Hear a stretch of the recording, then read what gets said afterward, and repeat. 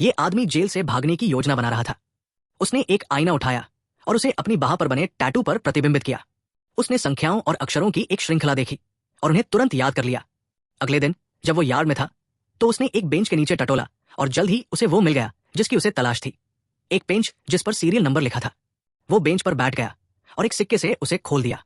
लेकिन तभी गिरोह का सरदार अपनी प्रेमिका के साथ वहां से गुजरा। वो आदमी सरदार की निजी जगह पर बैठा था, लेकिन सरदार ने उसे जाने के लिए मजबूर नहीं किया।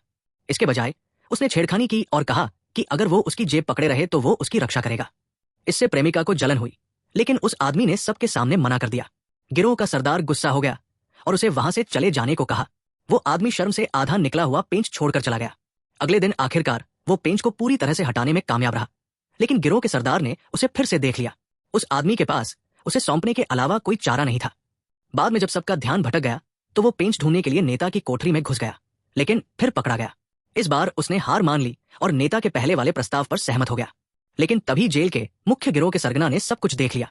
सरगना ने तस्करी की हुई कुछ दवाइयां निकाली और उस आदमी को किसी अनजान जगह पर फुसलाने के लिए इस्तेमाल किया। अचानक कुछ कैदियों ने उसे पकड़ लिया। सरगना ने कहा, अगर तुम उस गिरोह के साथ हो तो तुम्हें वो दवा नहीं मिलेगी जिसके लिए मैंने पैसे दिए थे। वो आदमी टूट गया। उसने पेंच और दवा दोनों खो दिए थे। उसे एहसास हुआ कि इंसान का दिल सबसे अप्रत्याशित चीज है। जब वो सोच रहा था कि आगे क्या करे, तभी एक गार्ड कैदियों की गिनती करने आया। सब बाहर निकल गए, लेकिन एक कैदी लाइन से बाहर चला गया। वो आदमी अचानक समझ गया ये दंगे का संकेत था और फिर कैदियों ने हमला कर दिया। उसे बिना किसी कारण के एक कगार से नीचे फेंक दिया गया। गिरोह के सरगना की प्रेमिका उस पर झपटी। उसने उसे नीचे गिरा दिया और पेंच वापस ले लिया। उसने फिर से लड़ने की कोशिश की, लेकिन गिरोह ने उसे रोक दिया। उन्होंने उसे कई बार चाकू मारा। उनमें से एक उसकी बाहों में गिर पड़ा। गिरोह के सरगना को लगा कि उस आदमी ने उसे मार डाला है, लेकिन उस आदमी के पास समझाने का समय नहीं था। उसने अभी अभी एक नया दुश्मन बनाया था।